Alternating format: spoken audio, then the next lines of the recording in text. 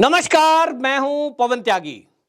2024 के लोकसभा चुनाव को लेकर इंडिया टुडे और सी वोटर ने एक सर्वे किया और जनता के किए इस सर्वे में एक बार फिर से यह साफ हो गया है कि मोदी ही तीसरी बार देश के प्रधानमंत्री बनने जा रहे हैं, और वो भी बहुत प्रचंड बहुमत के साथ। इस सर्वे में हालांकि जो यूपीए है यानी कांग्रेस के साथ जो गठबंधन है उसको लगभग 150 सीटें दिखाई हैं।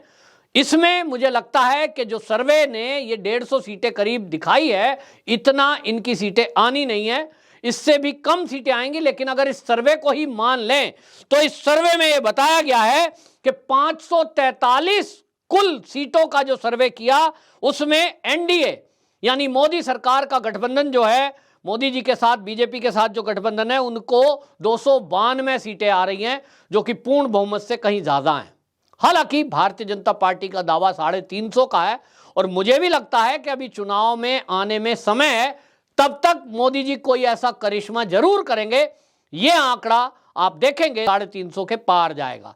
लेकिन इसी सर्वे की अगर बात करें, क्योंकि ये आज के हालात में सर्वे हुआ है, तो आज के हालात में जो इंडिया टुडे और सी वोटर सर्वे है वो ये कहता है कि मोदी जी, उनकी लोकप्रियता 67% है।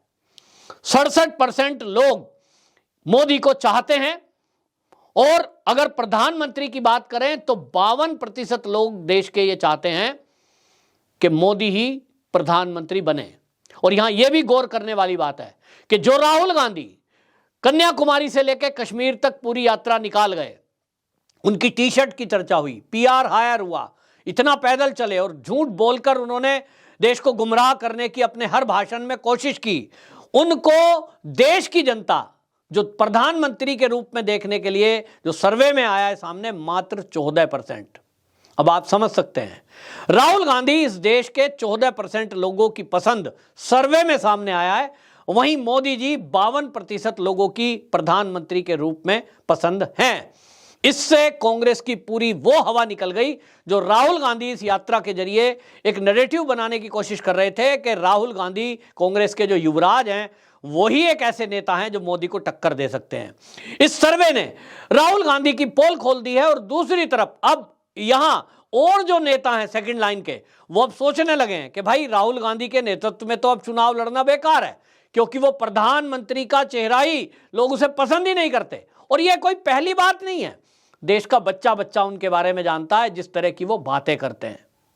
पूरे आपने देखा है कि हमेशा हर भाषण में कुछ भी बोल देंगे, और अब जिस तरह की बचकानी हरकतें वो कर रहे हैं, खाली एक टी शर्ट में घूमने से अगर कोई तपस्वी कहला जाएगा, तो फिर तो इस देश का हर गरीब, हर रिक्शे वाला, हर भिखारी जो चौराहे पे कहीं इस ठंड में खड़ा होकर भीख मांग रहा है, उसके तन पे तो वो टी शर्ट भी नहीं है, वो सब तपस्वी हैं, अगर कांग्रेसियों के हिसाब से कहें।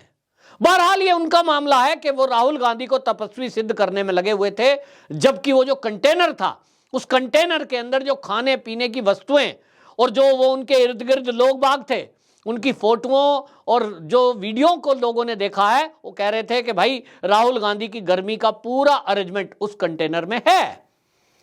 तब टी शर्ट पहनने के बाद भी कोई इस ठंड में घूम सकता है, जैसा अरेंजमेंट राहुल गांधी के लिए वो कंटेनर में किया गया, खाने पीने की व्यवस्था, सोने की व्यवस्था जो की गई थी। तो इसको देखते हुए और अब इस सर्वे ने वो बात पुख्ता कर दी है कि राहुल गांधी की इस यात्रा का लेश मात्र भी असर देश के ऊपर नहीं गया है। मैं नफरत के बाजार में प्रेम बांटने निकला हूं, लोगों को ये फर्जीवाड़ा लगा है कि भैया आपकी 65 साल सरकार थी, तब आपने इस देश में कैसा प्रेम बढ़ाया कि कश्मीर से हिंदुओं को विस्थापित होना पड़ा, आपने कैसा प्यार बढ़ाया कि आतंकवादी जगह जगह बम ब्लास्ट करते थे, आपके शासनकाल में जगह जगह दंगे हुए। आज मोदी सरकार है तो जहां भाजपा शासित राज्य हैं वहां कोई दंगा नहीं है। और इसलिए आपको बता दें, यह बड़ी बात आई, और जो लोगों से सवाल पूछा है सर्वेयर ने कि भाई आप किस मुद्दे पर भाजपा को पसंद कर रहे हैं या मोदी को फिर से एक बार प्रधानमंत्री देखना चाहते हैं, तो लोगों ने कहा कि धारा 370 हटाना, इस तरह से कोविड में प्रबंध करना। आप देखिए कि कोरोना सबसे पहले चीन से चला, और चीन ने दावा किया कि हमारे पास वैक्सीन है, उसके बावजूद भी आज भी चीन में यह कंट्रोल नहीं है। जबकि हमारे पूरे भारत में जो कोरोना के प्रतिबंध हैं वो हटा लिए गए हैं। रैलियां हो रही हैं, राहुल गांधी खुद रैली कर रहे हैं और सब जगह खुला घूम रहे हैं, क्योंकि हमारी वैक्सीन वर्ल्ड क्लास थी और उसके इफेक्ट अभी तक दिख रहे हैं, जबकि कई वेरिएंट उस कोरोना के चेंज हो चुके हैं। तो लोगों के मन में आया है कि मोदी नहीं होते तो ये वैक्सीन हमारी नहीं बनी होती और कहीं हमने चीन से ही वैक्सीन मंगाई होती अगर कांग्रेस का शासन होता, क्योंकि उनका तो चीन से समझौता है। तो हमारे देश का क्या हाल हो रहा होता ये कहने की जरूरत नहीं है। मोदी जी को इसके नंबर मिले हैं कि जिस तरह से प्रबंध किया मोदी सरकार ने कोविड प्रबंध में, इसको लेकर के राम मंदिर का जो निर्माण हो रहा है इसको लेकर के लोगों की राय है कि वाकई में अगर मोदी जी नहीं होते तो ये भी सपना सपना ही रह जाता, कभी भी राम मंदिर की बाधाएं दूर नहीं होती। और जो आज भव्य राम मंदिर बन रहा है, दो व्यक्तियों की परिश्रम और मेहनत और इच्छा शक्ति के कारण, एक हैं मोदी जी और एक हैं उत्तर प्रदेश के माननीय मुख्यमंत्री योगी आदित्यनाथ जी। इन दोनों के संकल्प और कठिन परिश्रम का आज परिणाम है कि वहां जो जमीनों की जरूरत थी वो एक्वायर करने की, वो की गई। योगी जी जिस तरह से कुशल नेतृत्व उनका है और उनका प्रशासन पर पकड़ है, उसके कारण से लोगों को मुआवजे मिले बिना किसी जिरह के, और एक भी केस कोई कोर्ट तक में नहीं गया है, सब सेटलमेंट कर दिया गया, उचित मुआवजे दिए गए, लोगों ने अपनी इच्छा से जमीनें मंदिर के निर्माण में दी। ये तभी हो पाया है जब भाजपा की सरकार केंद्र और यूपी में है। यह भी एक प्लस पॉइंट है। इसी तरह फ्री में जो आवास हैं, प्रधानमंत्री आवास योजना, अब तक 1 करोड़ से ऊपर लोगों को फ्री में, बिल्कुल फ्री में बढ़िया वाले मकान बनाकर 2 कमरों का सेट दिया जा चुका है। दिल्ली में तो फ्लैट की कीमत लगभग 40 से 50 लाख है, जो अभी कालकाजी में दिए गए थे, जहां झुग्गी वहीं घर। और इस योजना में 1 करोड़ से ऊपर केंद्र सरकार की योजना है, मकान दिए गए, उज्ज्वला गैस दी गई, लोगों को फ्री में चिकित्सा के लिए बीमा दिया गया और इसी में किसान सम्मान निधि दी गई।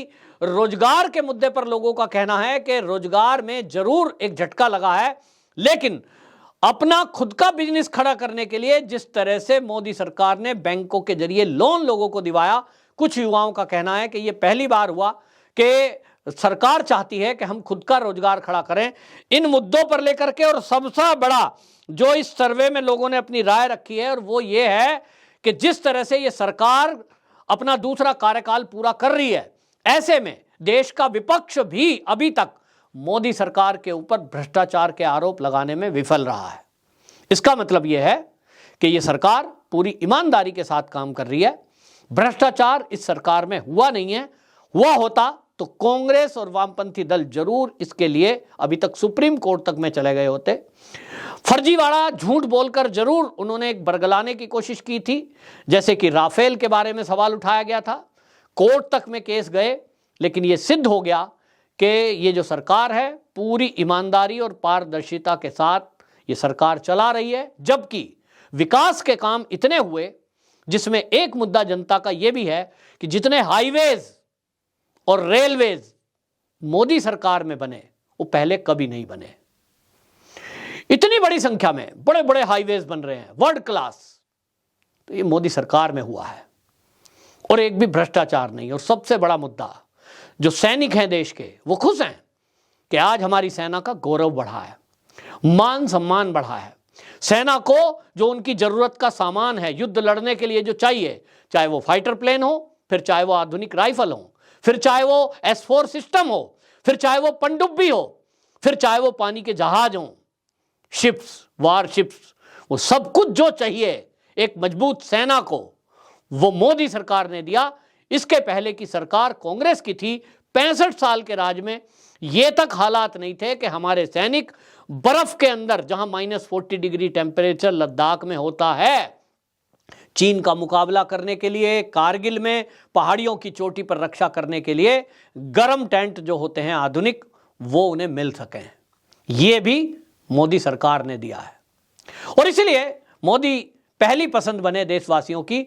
और यहां आपको फिर से बता दूं कि 52% लोग मोदी जी को तीसरी बार देश का प्रधानमंत्री देखना चाहते हैं, और उसकी तुलना में जब वो राहुल गांधी से के बारे में सवाल पूछते हैं, मात्र 14% लोगों ने राहुल के नाम पे हाँ की। बाकी नेताओं का तो कहीं नाम आता ही नहीं है। जो बाकी कितने भी विपक्ष के नेता हैं उनके नाम पर कोई ये कहने को तैयार नहीं है कि भाई और कोई भी पीएम बन सकता है। मतलब राहुल गांधी सबसे पुरानी पार्टी के हैं, इसके अलावा तो और विपक्ष में कोई दिखाई नहीं देता। एक दो नेता कुछ हैं, जैसे कि केजरीवाल जी हैं, ममता बनर्जी जी हैं, फिर शरद पवार जी हैं या नीतीश कुमार जी हैं, ऐसे ये कुछ नाम हैं। ये केवल कुछ एक राज्य तक सीमित हैं और इनकी भी जो आपस की फूट मुठव्वल चल रही है, जो भ्रष्टाचार के केस चल रहे हैं, चाहे वो पश्चिम बंगाल हो फिर चाहे दिल्ली हो, जनता चाहती नहीं है कि ऐसा कोई व्यक्ति राष्ट्रीय राजनीति में भी आए। तो कुल मिलाकर के योगी जी का डंका तीसरी बार भी अभी बना हुआ। और जैसा मैंने शुरू में कहा कि अभी चुनाव होने में लगभग 1 साल है। इस 1 साल में आप देखना, मेरी बात आज की नोट कर लेना, मोदी जी ऐसा कुछ बड़ा करेंगे कि ये वोट प्रतिशत और सीटें दोनों में भारी इजाफा होने जा रहा है। कोई मुकाबले में नहीं है। आपकी क्या राय है कमेंट बॉक्स में जरूर लिखें। और अगर आपको लगता है कि ये वीडियो देश के हर नागरिक तक जाना चाहिए तो घर बैठे आप ये देश सेवा कर सकते हैं। आपको अगर लगता है मोदी जी ही प्रधानमंत्री बनने चाहिए, हालांकि ये सी वोटर सर्वे है, लेकिन फिर भी आपको लगता है कि ये बात जनता तक जानी चाहिए, तो इस वीडियो को शेयर जरूर करें। वंदे मातरम।